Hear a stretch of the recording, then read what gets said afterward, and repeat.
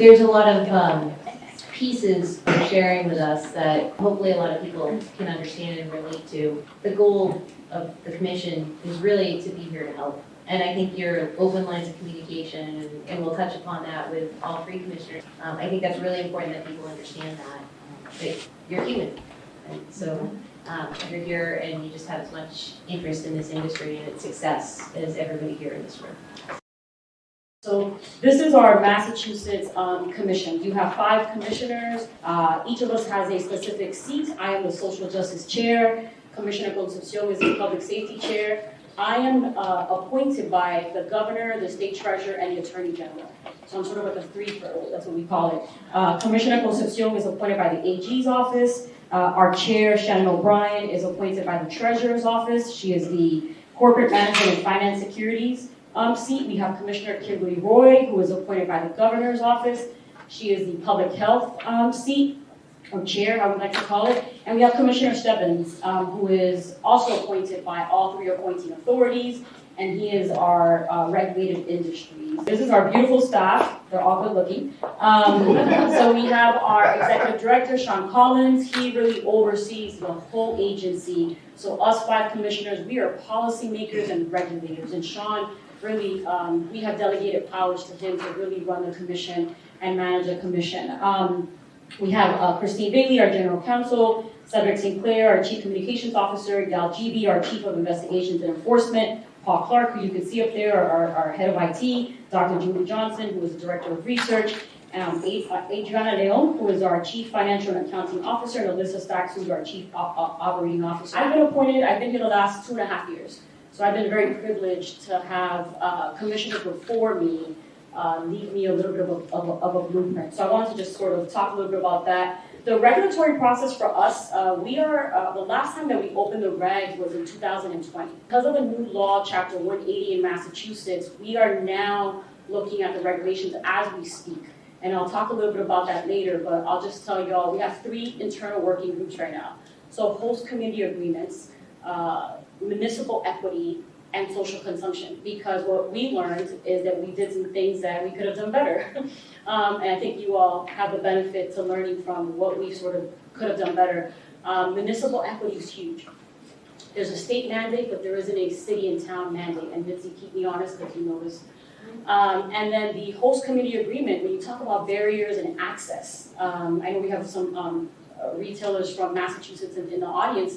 It is very hard to get a host community agreement for you to open shop in Massachusetts, right? So we'll keep it 100. Sometimes there's politics involved.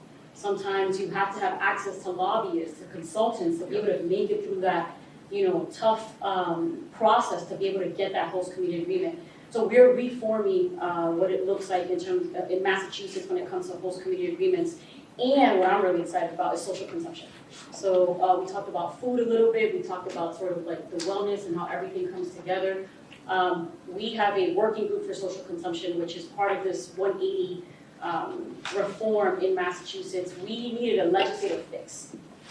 And the nice thing was that as commissioners, we have a new legislative process that if there is a policy that we want to advocate for as commissioners, we vote on it at the commission, and then we're allowed to go to the state house and then say, hey, we really want social consumption, hey, we really want social equity. So that was a new process that Commissioner Concepcion and our former Chairman Hoffman put in place, and we all voted for it.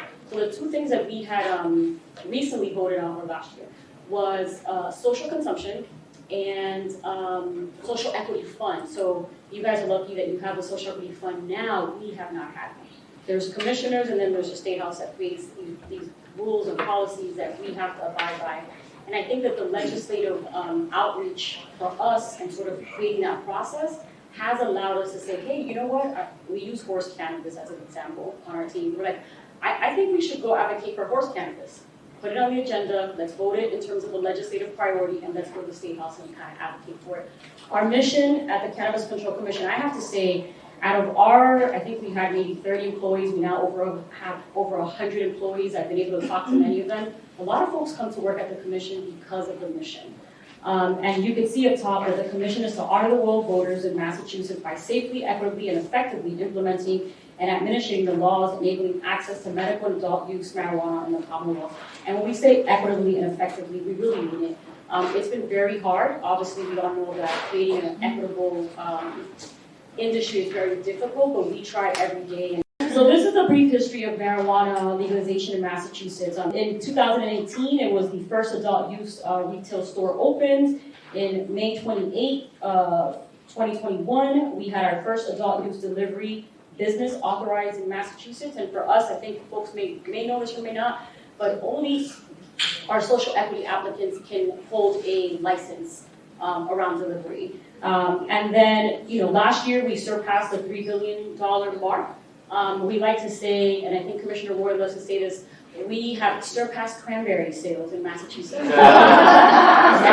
That's a big deal. But then in Ocean Spray is like in Massachusetts. And then most recently, what we were really excited about, and I give it to the legislators, the commission, our team, but also the advocates. We have so many nonprofit organizations in Massachusetts trying to educate and push. And Commissioner Nash talked about making sure that we include everybody in the process, that we get feedback. And, if it wasn't for everybody together in Massachusetts, we missed some things in the new law, but they really advocated for this new reform, which is Chapter 180. And I talked about it.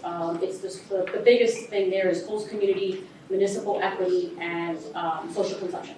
This is a great slide. So we use these slides every month at our public meeting. We meet once a month right now. It's where we vote on all our licenses.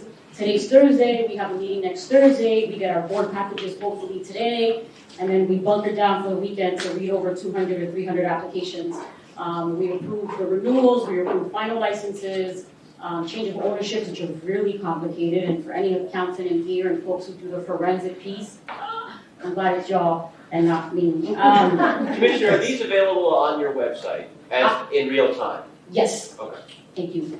So if you look really quickly, I'm just going to highlight some of the big numbers here. So courier licenses, we have 9. Independent testing labs, we have 13. We have cultivators. We talked about the market and it's getting saturated in the price. And so we have 106 cultivators in Massachusetts. We have 89 product manufacturer licenses, and we have 282 retail in Massachusetts, so that's a lot. We still have a lot more to go. The next slide here. So we have about 110 marijuana establishments, and I joke around, but I say that because before you all came online, it was us up there in the Berkshires, right? So now for us, it's going to change a little bit in terms of competition, and I think brand loyalty is a big deal. I think we're a very conscious community, and folks are buying brands. So, I wanted to just show, and Vermont, which is I think a little bit up in terms on top of Franklin County, but I wanted you all to see quickly what it looks like in Massachusetts. Here's our retail in Massachusetts by county. So I just wanted to for you all to see that as well. If anybody's been to Cape Cod and the islands, there's not too much going on there. It's also Martha's Vineyard, yeah. It's a couple of challenges up there as well.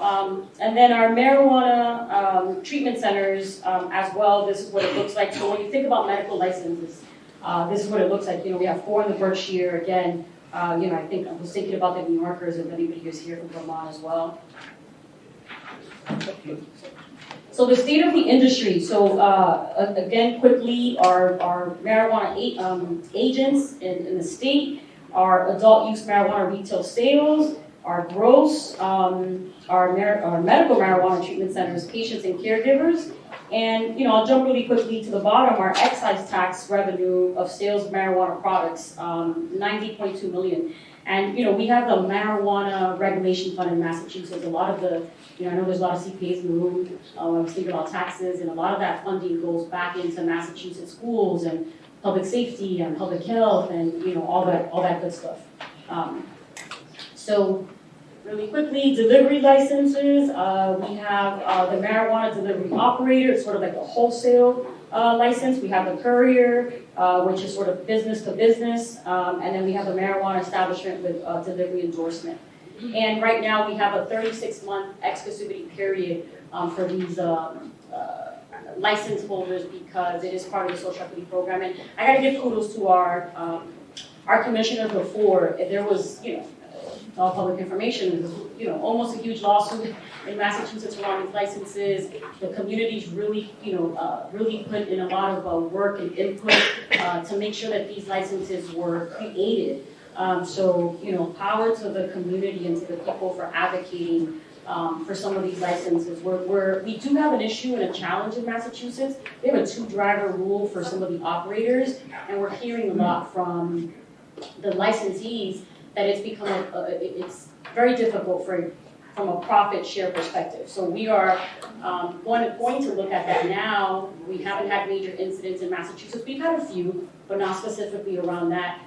And do we, as commissioners, vote to keep it to 1 driver, or do we keep it to 2 drivers? So it's definitely a regulatory question that's going to come up soon. It's going to be interesting, because I think we could be helpful to the delivery operators. So I'll talk a little bit about our social equity program, one of the first in the nation. We're really proud of it. There's about 1,000 people who've been through the cohort. But it's a technical assistance program. Not everyone's opening a place. Not everyone's going to get cultivation site or independent laboratory. So this program really allows folks that have been disproportionately impacted by the war on drugs to learn the process. If you're coming back home from being incarcerated, you need some skills, you need some training.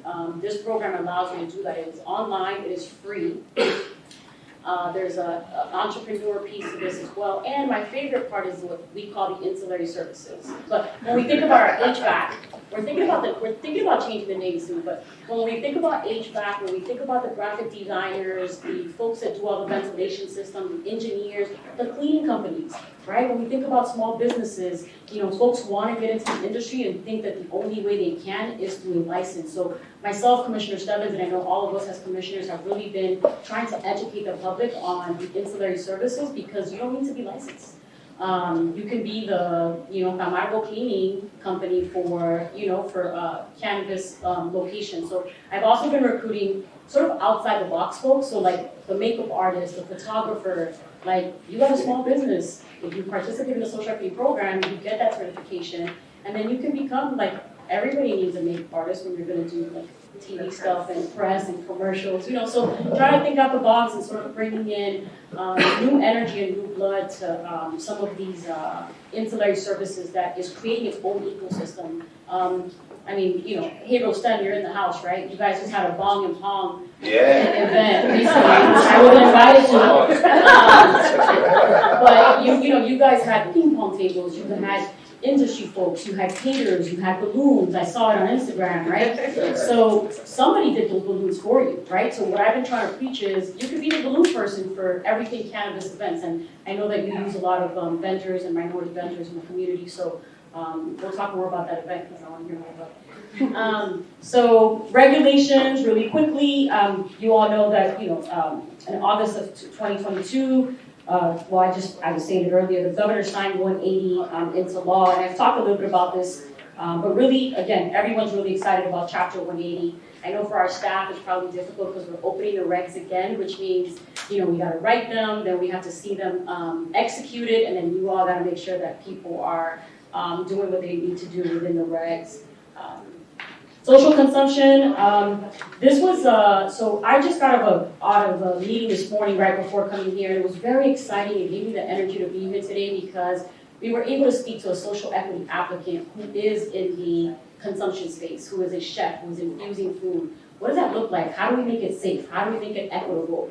What does it look like? Are we doing social consumption cafes? Are we doing catering? Are we doing event licenses? Does the license travel with the person? Does it travel with the location? So as a newly regulator now, the last 2.5 years, I'm excited about it because we get to create and be innovative, but still be safe and compliant so that folks get these licenses and be a part of it. The one thing is that the municipalities before were not able to, now they're able to sort of opt in and be part of this.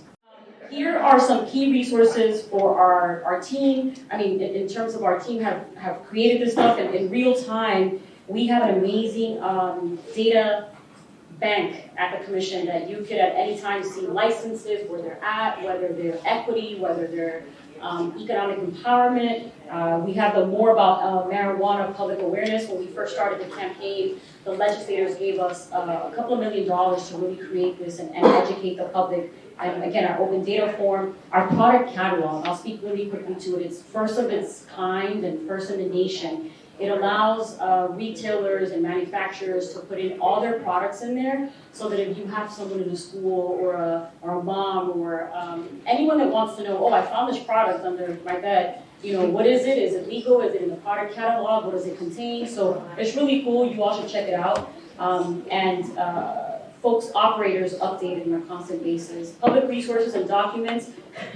When I first got to the CCC, that's where I went. I trained myself through the public resource documents. We have a guidance document for everything at the commission, and we have an SOP even to open the mail.